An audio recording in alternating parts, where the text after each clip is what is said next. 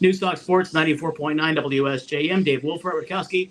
We're at Spartan Memorial Stadium in Battle Creek getting ready for tonight's St. Joe game at Battle Creek Lake. And first off, a brand new Spartan Memorial Stadium. This looks rather nice compared to the last time we were here 3 years ago. So kudos to Lakeview on that. But as for the game tonight, St. Joe coming off of 2 straight wins officially, but their first win on the field last week against Kansas Central. I think a solid performance by St. Joe facing an 0-3 Lakeview team that's itching for their first win tonight. Yeah, Lakeview comes in averaging quite a few points, almost 30 points a ball game. They've got the twin brothers out there. I think it's Kucharczyk, yeah. What was that again? Kucharczyk, thank you. I'll have to note for that, yeah. Joel again. And so the quarterback, one's a wideout. They got another player, Rice, I believe, is a tough player out there. So they're not afraid to put up points. I think they've changed their offense from a dominant run to maybe more of a spread, but they're giving up almost 50 points a ball game.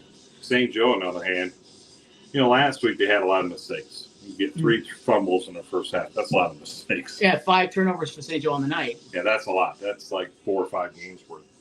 But we talked about in the pregame last week, they handled adversity, and that's what they had to do. They handled adversity that came in the game. When you have those turnovers, your defense is thinking, we get a little bit of break, right back out there, stop them, able to hold them. I thought the line played a lot better.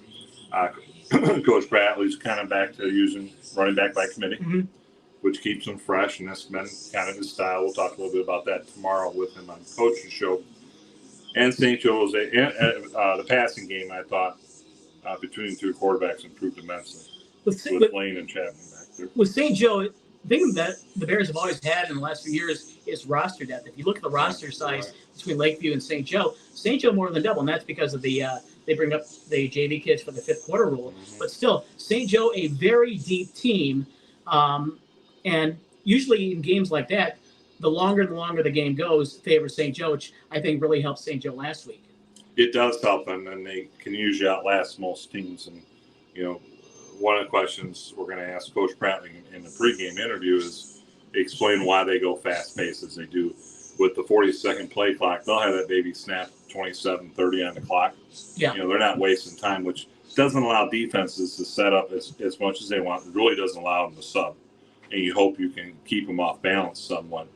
And you talked about the 5th quarter rule, and for our listeners, all high school players can play 5 quarters of football except a senior in MHSA football now. So if a freshman or sophomore or a junior last night played 4 quarters, they can, in a freshman or JV game, they can play 1 quarter of varsity. If they play 2 down there, they can play 3 up here, whatever the combination is. Of all the coaches I've seen in the conference, outside of the conference, Coach Pratley has probably used that more than anybody. Yeah. And then you talk about depth. Depth, not only helps you with endurance in games, it helps you with intensity in practice. Because you got somebody, maybe 2 guys, 3, staring over your shoulder wanting your job.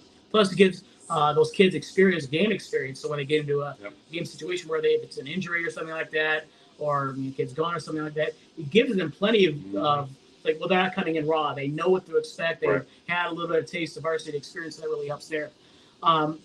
Was St. Joe last week? I mean, that 2 weeks off, the rust did show up a little bit, but I think that kind of wore off quickly. Well, I think they just wanted to get on the field so bad they were ready to go. I mean, after that first week, if you're a player, what you could hope for is to be able to suit up the next day, not wait 1 week, much less 2 weeks. So a lot of them had personal agendas, I believe, to prove something to themselves, to their parents, to their families, to the fans, to the coaches. And I would too. I mean, that first week, as you pointed out, Dave, and through your stats, that was the worst loss since, 1953? Yeah. In October, so almost 70 years. That's not something you want to be talking about. But when the season ends, it's a culmination of 9, 10, 12, whatever number of games.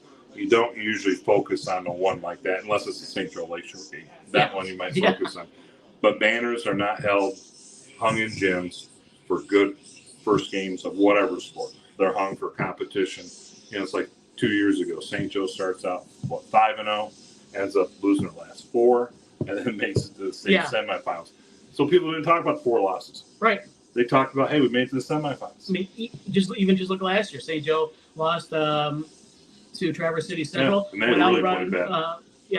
and ran out 8 straight victories Yeah. to win the conference, and then beat East Grand Rapids in the first round of the playoffs before falling to, perennial state power Zeeland West. Yeah, and So- that's what people remember is it's not always how you start, it's how you finish. Yeah. And Coach Bradley's team, to his credit, seem to get stronger as the season goes on. And part of it is what you mentioned earlier, Dave. It's the depth. It's the numbers. If someone gets hurt, someone can step up, and they're not, having to play the shuffle game where you move one guy, you move this guy, you move this guy. They've got somebody stepping up. With St. Joe and Battle Creek Lakeview coming up at 7 o'clock, 6:35 pregame show on News Talk Sports, WSJM, with Bret Witkowski and Joel Cordes in the next booth over there. Dave Wolf, WSJM Sports.